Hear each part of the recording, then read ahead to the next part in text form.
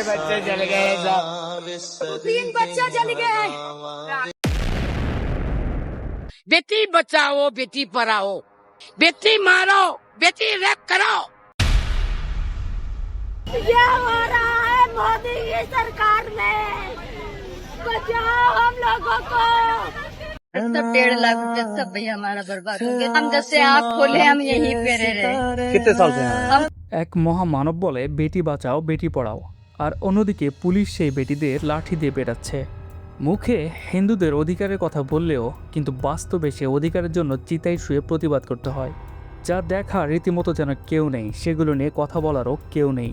ধর্মের নামে ভোট চাইতে পারে, কিন্তু দেশের মধ্যে ঘটে চলা অশান্তিকে মেটানোর জন্য মুখ থেকে একটা শব্দও যেন বের হয় না। বলা হয় ধর্মের অধিকার মানুষের অধিকার, কিন্তু বাস্তবে সেই অধিকার আদায় করতে গিয়ে মানুষকে আগুনের সামনে দাঁড়াতে হয়, রাস্তায় নামতে হয়, লাঞ্ছিত হতে হয়। बंगाल की धरती को हमें काबा की धरती नहीं बनने देना है। আপনার কি মনে হয় ধর্মের নামে ভোট চাওয়া সেই নেতাগুলো কি আপনার বিপদে পাশে দাঁড়াবে? এরা কি আপনার সুখ দুঃখ ভাগাভাগি করে নেবে? মধ্যপ্রদেশ, উড়িষ্যা, মণিপুর, বিহার একাধারে পুড়ে ছাই হয়ে যাচ্ছে, আর ওনারা ধর্মের নামে দেশের নামে ভোট চেয়ে বেড়াচ্ছে।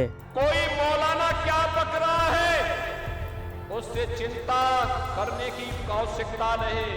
ये सभी आपकी चाटुकारिता करते हुए दिखाई देंगे।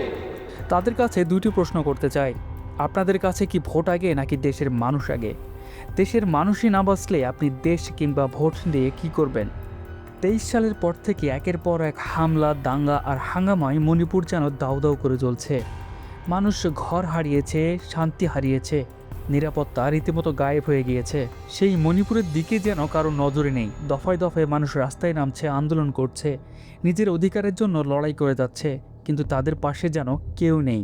শুনলে অবাক হবেন, 58,000-এরও বেশি মানুষ ইতিমধ্যেই ঘর ছাড়া হয়েছে, আর প্রতিবাদ করতে গেলেই আঘাতে নেমে আসে।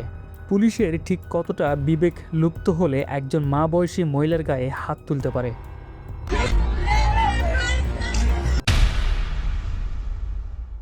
মণিপুর ছাড়াও মধ্যপ্রদেশ, উড়িষ্যা, বিহার, লখনৌর অবস্থাও ভয়াবহ।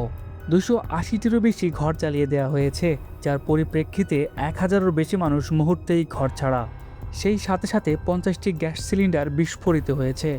2জন ছোট্ট মেয়ে ঘর থেকে বেরিয়ে হতে পারেনি, তারা দুজনেই আগুনে পুড়ে গেছে। মাথা গোঁজার সেই ঠাইটাও ওরা কেড়ে নিল। আমার এইসবের স্ক্রিপ্ট লিখতেও যেন হাত কেঁপে যাচ্ছে। ক্ষমতার কাছে মানুষ ঠিক কতটা অসহায় তা এই চিত্রগুলোই প্রমাণ করে। এই ভিডিওটা দেখুন না, ধনীদের কাছে 1 থেকে 2 লাখ টাকা কিছুই না, তাদের কাছে হাতের ময়লা। কিন্তু একজন গরিবের কাছে সেই 1 থেকে 1.5 লাখ টাকাই যেন সব কিছু, কারণ ওই টাকাটা সে মাথার ঘাম পায়ে ফেলে একটু একটু করে জড়ো করেছে। কিন্তু সেই কষ্ট, সেই ত্যাগের 1.5 লাখ টাকা মুহূর্তেই পুড়ে ছাই। सब 1.5 लाख रुपया सब भैया हमारा बर्बाद हो गया। हम जैसे आँख खोले हम यहीं पे रहे।